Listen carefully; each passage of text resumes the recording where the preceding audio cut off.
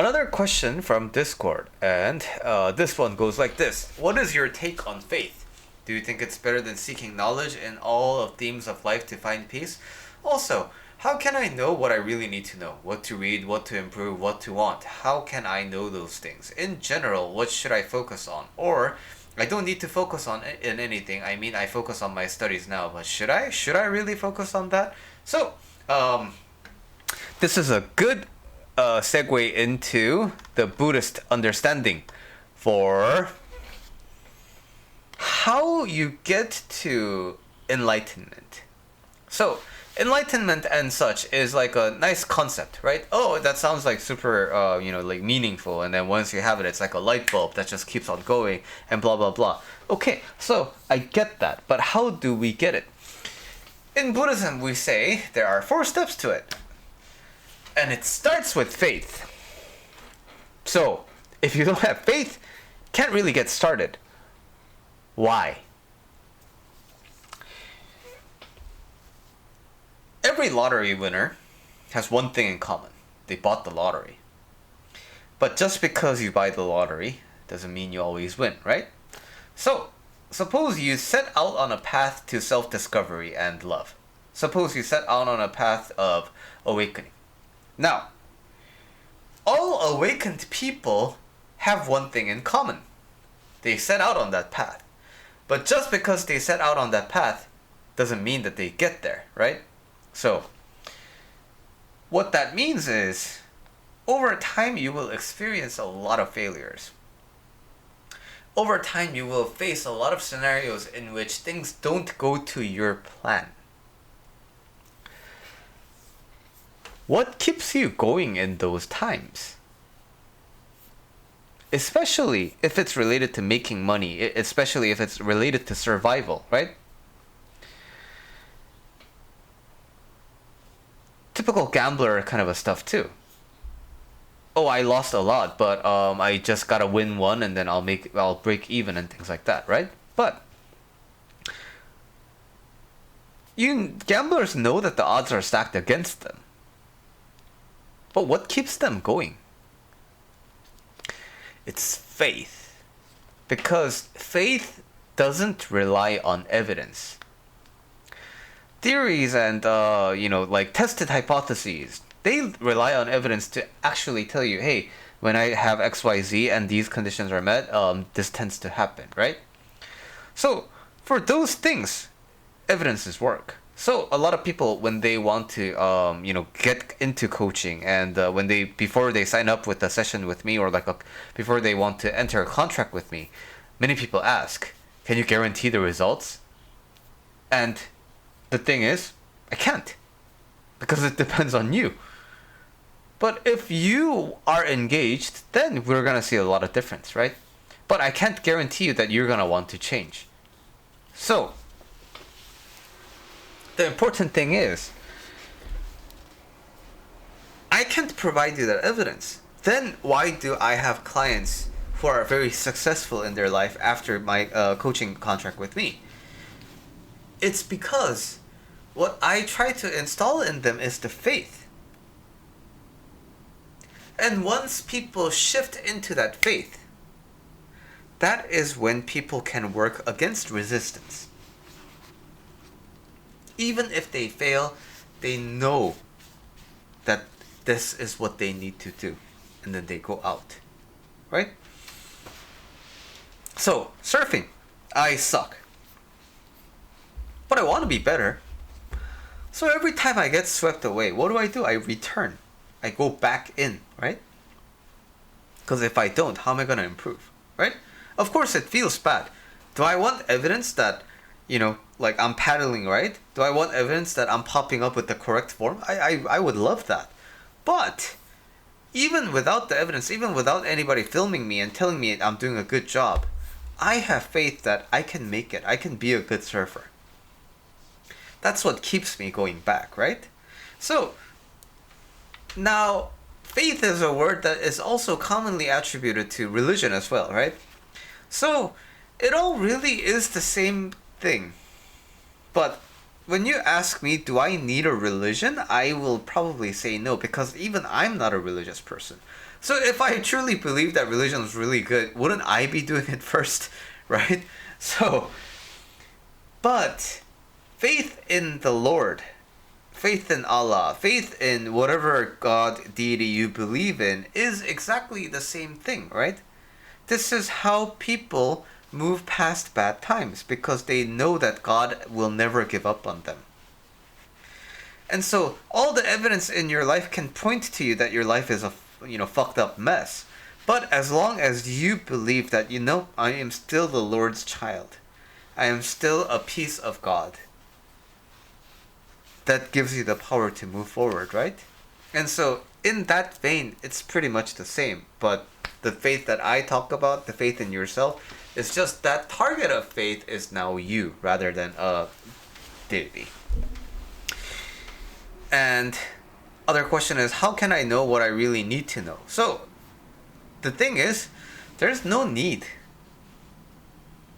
You don't need to do anything. Squirrels, do they think about reading stuff? Rabbits, do they think about improving things? No, they just live, right?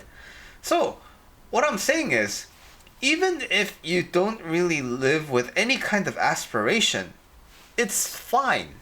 Because if it wasn't, you wouldn't really see it in nature, right?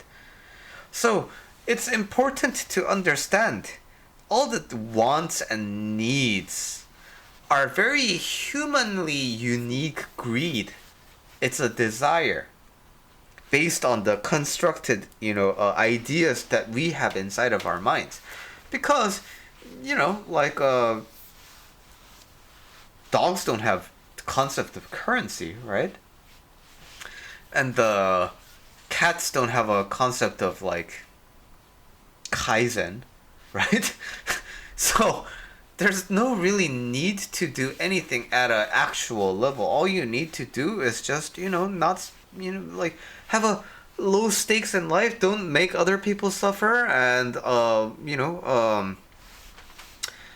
just don't do things that will incur suffering, and then you're pretty good. But now, life is long.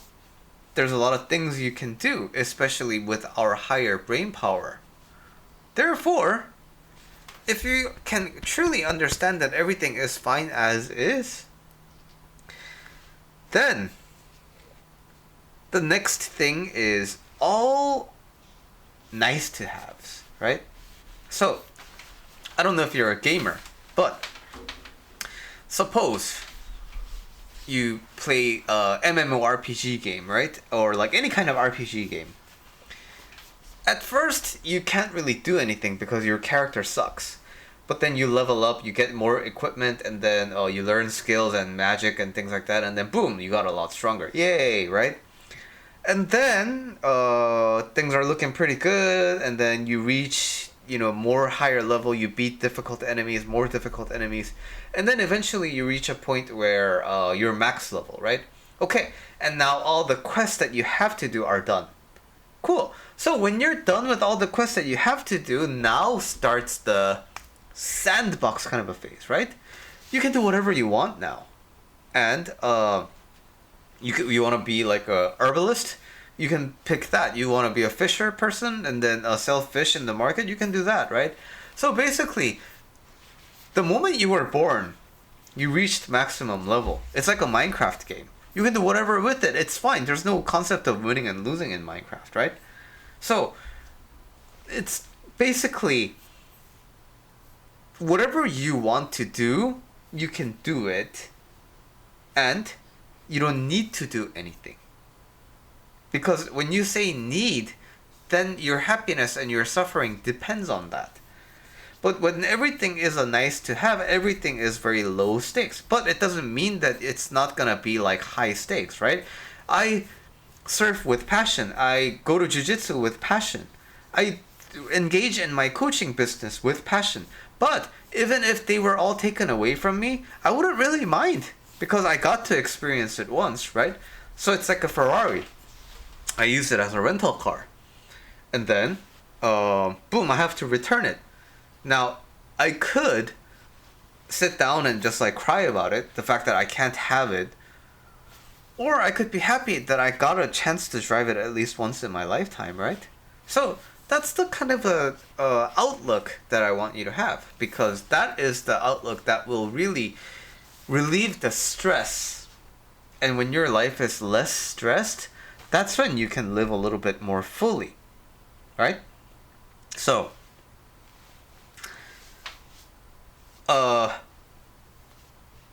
famous figure in jiu-jitsu said,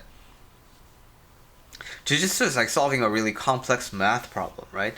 But if you're not in control of your breathing, if you're not in a state where you're mentally composed, it's like you're trying to solve a really difficult math equation when you have someone 200 pounds right on top of you. It's a lot of stress, right? So solving complex problems is hard in and of itself. So your mind should have all the dedicated resources available to it, right? But in jiu-jitsu, 200-pound guy is already gonna be on top of you, right? So if the guy's already gonna be there, you have the option of panicking, or you have the option of figuring out a way to escape. So, when you transition from I need to do XYZ to I could do XYZ and that sounds really fun, and I want to do that, that is what is going to relieve you of the 200-pound person kind of a pressure. So, what to read, what to improve, what to want. The thing is, you're going to have to do it one by one anyway. So, if I go to Hometown Buffet, a lot of food on my plate, right? If I eat it all in one bite, it's going to taste fucking disgusting. I need to eat things one by one, right? So, that's the important part. You're gonna be doing things one by one anyway. So just pick one and go with it. And then when you get sick of it, try another one. And you get sick of it, try another one. And then you feel like, getting sick of things is kind of a pattern. Maybe I want to try and do something about that. Then you can work on sticking on to something, because why? You want to. No need to. But it's really like a video game, and when you really get into touch with your life, it's actually a lot more meaningful and entertaining than playing a video game, in my opinion. Which is kind of why I game less and less as time goes by in my life. But anyway, that's my take on your question, and I hope this helps. Again, if anything doesn't make any sense, let me know and I can explain in further depth.